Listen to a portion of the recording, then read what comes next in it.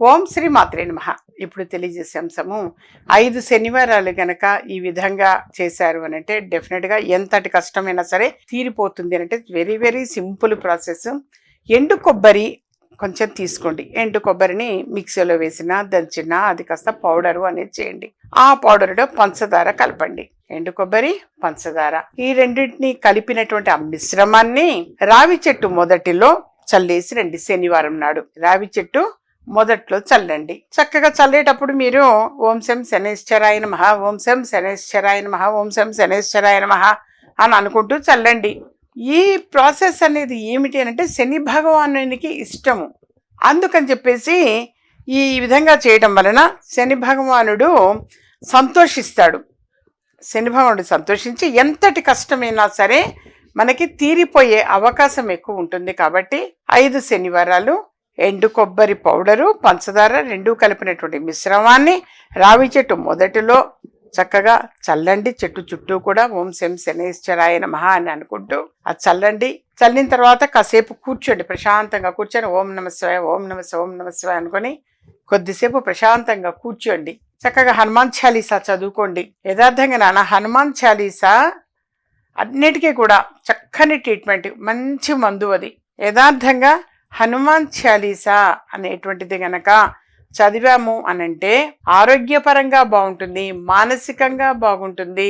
యథార్థంగా నాన్న చక్కగా అక్కడ కూర్చొని హనుమాన్ చాలీసా పఠించండి. కనీసం ఒక 5 సార్లు చదవండి హనుమాన్ చాలీసా. దాదాపుగా ఎక్కువ మందికి నోటికి వచ్చేస్తుంది హనుమాన్ చాలీసా. రాలేదు అంటే పుస్తకం దగ్గర పెట్టుకోండి, చూసైనా చదవండి. ఒక 5 సార్లు చదవండి హనుమాన్ చాలీసా ప్రతి శనివారం కూడా కనీసంగా 5 సార్లు. మేము చదవగలమమ్మా, మాకేమీ ఇబ్బంది లేదు, మాకు ధారాళంగా మేము చదవగలుగుతాము, స్పష్టంగా చదువుతాము, మా చిన్నప్పటి నుంచి అలవాటు మాకు అని అంటారా? 11 సార్లు చదవండి. అలా గనక అలవాటు ఉన్నవాళ్ళు 11 సార్లు చదవండి. చక్కగా 11 సార్లు హనుమాన్ చాలీసాను చదివి ప్రశాంతంగా అక్కడ కూర్చొని చదివి ఆ తర్వాత మీరు ఆఫీస్కి వెళతారో ఇంటికి వెళతారో. ఈ సింపుల్ ప్రాసెస్ నాన్న. ఇలా చేశారు అనంటే యథార్థంగా అన్నమాట అసలు ఎంత కష్టము, ఇది కష్టము అనేది ఏది ఉండదు.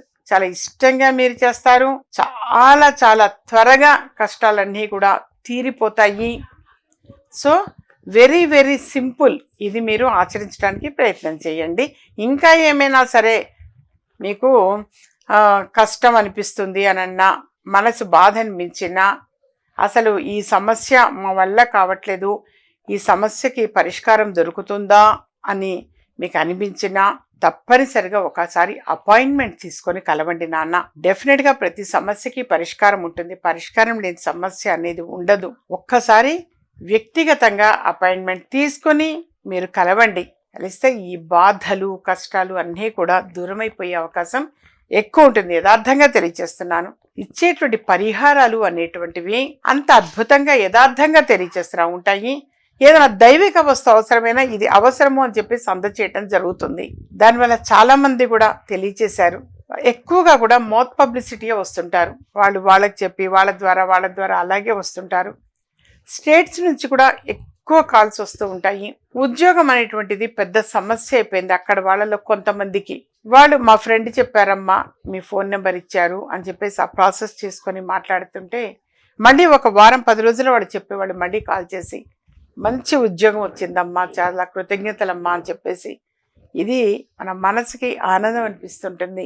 చెప్పిన పరిహారం కూడా తూచా తప్పకుండా అక్కడ చేస్తారు నాన్న. లేదా వాళ్ళ తల్లిదండ్రులు ఇక్కడ ఉండైనా సరే ఇండియాలో ఒక్కొక్క ఊర్లలో ఉంటుంటారు, వాడు ఆచరిస్తుంటారు ఆ రెమెడీస్ అనేది. అద్భుతమైన పరిహారము అనేది అతి త్వరగా పొందగలుగుతారు.